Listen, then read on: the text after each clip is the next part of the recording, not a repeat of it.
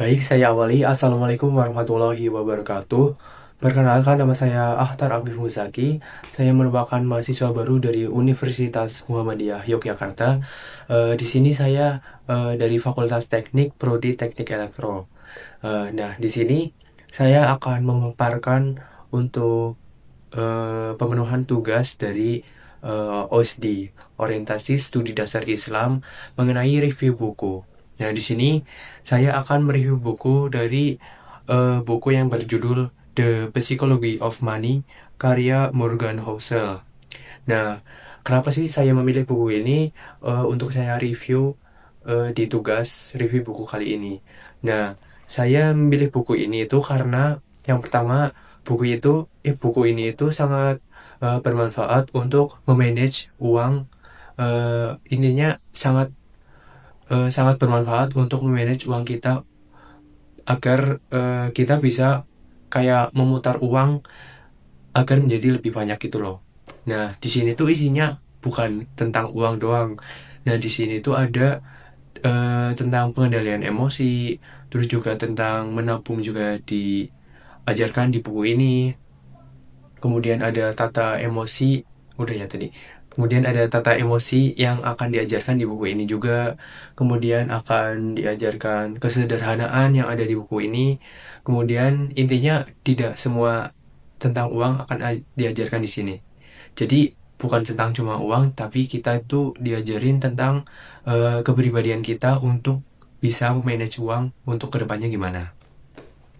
Oke, yang pertama yang akan saya bahas di sini eh, dari halaman pertamanya di sini itu udah langsung mengutip dari beberapa eh, kalimat-kalimat dari para ahli.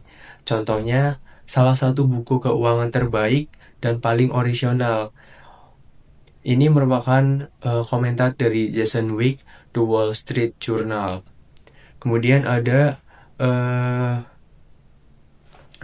komentar dari James Clear. Nah, siapa sih yang nggak tahu James Clear? James Clear kan penerbit buku terlaris yaitu Atomic Habits. Nah, dia langsung merekomendasikan buku ini. Nah, katanya The Psychology of Money penuh dengan ide-ide menarik dan kesimpulan praktis. Bacaan penting bagi siapa saja yang ingin mengelola uang dengan lebih baik. Semua orang wajib memiliki buku ini. Nah, James Clear saja sudah mengatakan bahwa buku ini sangat penting untuk kalian memanage uang kalian agar tidak boros lah intinya. Kemudian yang saya suka dari buku ini tuh juga mengajarkan tentang investasi. Investasinya itu kayak diajarkan dari awal-awal gitu, nggak langsung tinggi gitu. Nah, di sini eh, diajarkan juga tentang kayak matematika gitu. Jadi matematika untuk memanage uangnya agar menjadi hemat dan tidak boros. Kemudian mungkin kalau misalkan secara garis besar dari judulnya aja The Psychology of Money.